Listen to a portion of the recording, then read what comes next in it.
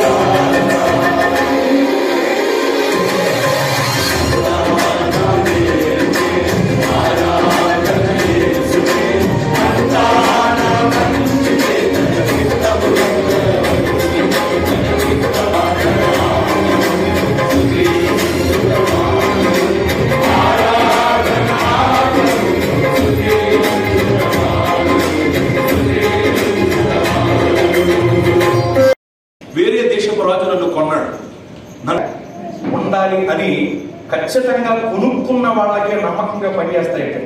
ఖైదనముగా చెల్లించి మనల్ని కొన్నారు, మనల్ని తన స్వరక్తమిచ్చి ఖచ్చితంగా నమ్మకంగా ఉంటారు. గుర్తుంచుకోండి ఈ విషయాన్ని. అతడు క్రీస్తు విషయంలో నమ్మకమైనటువంటి పరిచారకుడు, అతడు భక్తుల విషయంలో కూడా నమ్మకమైన క్రీస్తు పరిచారకుడు. ఎంత గొప్ప నమ్మకస్తుడు! నమ్మకం అనేది చాలా గొప్పది. మోషే గారి జీవిత చరిత్రను తాబోరు కొండతో ఆపేయకండి, రూపాంతర కొండ దాకా రండి. అంటే నిబో కొండతో ఆపేయకండి, తాబోరు కొండ వరకు రండి, రూపాంతర కొండ వరకు రండి. నిబో పర్వతంతో ఎప్పుడూ మోషే గారి చరిత్రను ఆపేయకూడదు. తాబోరు కొండ వరకు రావాలి, అనగా రూపాంతర కొండ వరకు రావాలి. రూపాంతర కొండ వైపు మోషే గారు వచ్చారు ఏలియా గారితో కలిసి. రూపాంతర కొండ అంటే అడుగు పెట్టినట్టే, అడుగు పెట్టారు. ఆయన వాగ్దాన భూమిలో అడుగు పెట్టే అవకాశం మోషే గారు ఆయన యొక్క చరిత్రలో పొందిన గొప్ప దీవెన ఏంటో తెలుసా? చాలా ఉన్నాయి. ఒకటి ఏంటంటే వాగ్దాన భూమిలో అడుగు పెట్టడం. నేను అంటాను, నమ్మకం అయితే దేవుడిని మరిచిపోడు, నీ కుటుంబాన్ని మరిచిపోడు, నీ వంశాన్ని మరిచిపోడు. నీ నమ్మకత్వాన్ని బట్టి ఉంటుంది.